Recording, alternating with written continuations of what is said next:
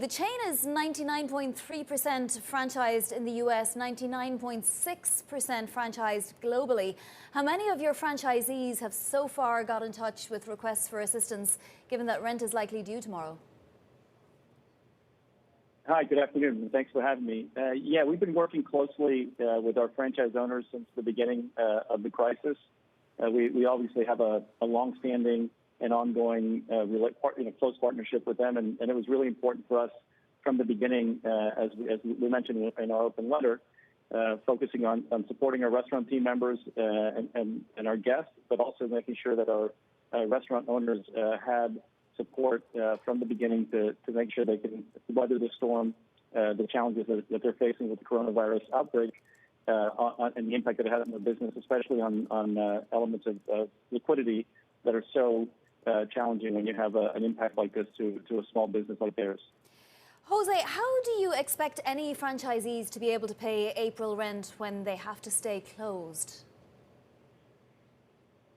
Well, in our case, in North America, we've had the fortune of having very strong procedures in place for cleanliness, hygiene, safety. We've applied obvious rules to address social distancing, and we put heightened procedures on sanitizing and disinfecting, as well as cleaning on a regular basis, hand washing and using gloves, and using contactless procedures that has allowed the bulk of our restaurants, well over 98% of the restaurants that we have in the U.S. and Canada, which is about almost 15,000 restaurants, they've remained open, albeit focusing on service modes that are through the drive-through, through delivery, and mobile order and pickup as well. So obviously, in one of the moves that we've implemented for the bulk of the restaurants that we have, that we either own and lease or have a head lease and sublease, is shifting our rent structure temporarily to a variable rent structure, which then addresses the sales decline and adapts the rental payments to the new reality. Can you give us an update or a forecast as to how many employees will have had to have been laid off, Jose? Obviously, you said, 14,000 to 15,000 restaurants have been able to stay open through this. What about employees?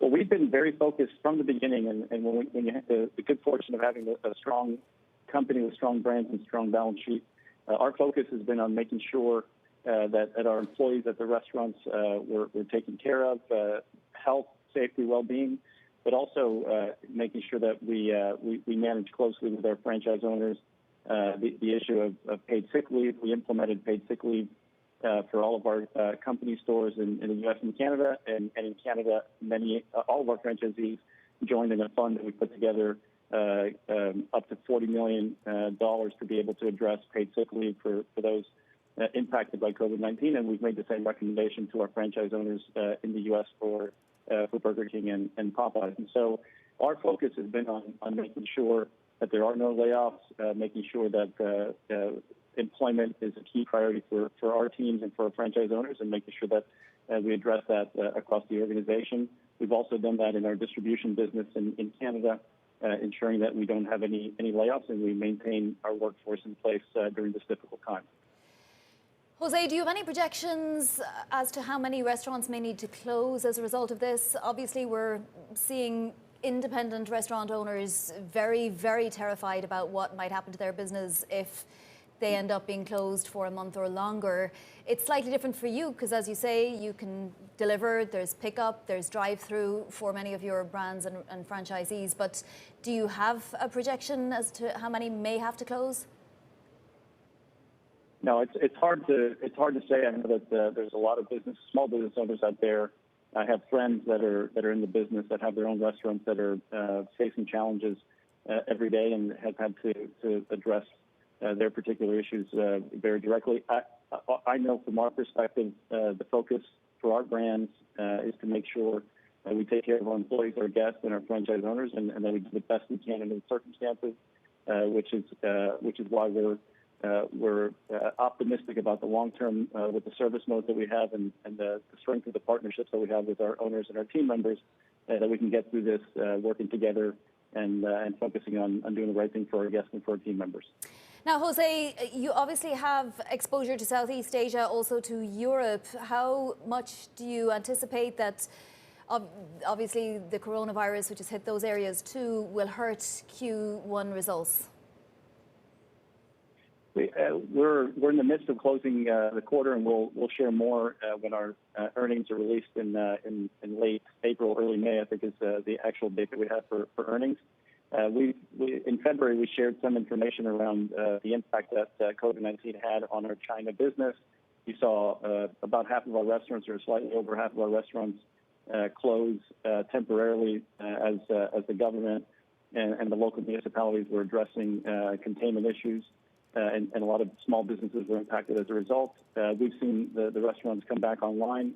There's still a lot of work to do to get back to pre-COVID-19 performance, but we're very confident long-term and optimistic long-term that the business in Asia will be back to where it was and even further. We have a really strong team there, and they've focused quite a bit on off-premise business, delivery, as well as mobile order and pickup, contactless service procedures in the restaurants using kiosks and other methods of limiting contact, and that has helped maintain a strong business in China. And we think the world has learned from how the restaurants and in particular Burger King and other QSR concepts operated in China during the moment. I think in Europe, we're working with our partners there. Many of the markets have seen, as you've seen from the news, cities and countries have shut down all activities during this effort of containment,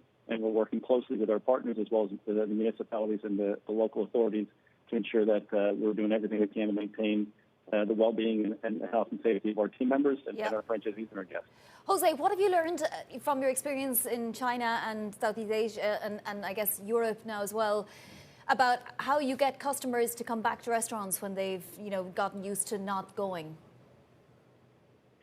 I think the brands, what we've seen and what we're seeing here as well in North America is the brands that deliver great tasting food safely, that are worried about their guests as well as their team members and do the right thing by their team members. Those brands are the ones that customers and guests will come back to time and time again. It's been proven in the past during all sorts of different circumstances, and I think this situation is going to be no different, and which is why I was so proud to share our open letter with all of our stakeholders, the work we're doing to support restaurant team members across North America and across the globe, the procedures we put in place in the restaurants, continuing to serve our guests through different service modes, and then the support we're doing for restaurant owners as well as our community. So our focus is on the immediate term, continuing to address health, safety, and well-being of our team members, making sure that they feel confident that they'll have a position here, that they don't have to look over their shoulder for layoffs or reductions in salaries, and they can focus on delivering great experiences to our guests, and we can do the same with our restaurant owners and in our communities. And I think over the long haul, we'll be here to serve and continue to serve and do the right thing in the U.S. and Canada and across the globe.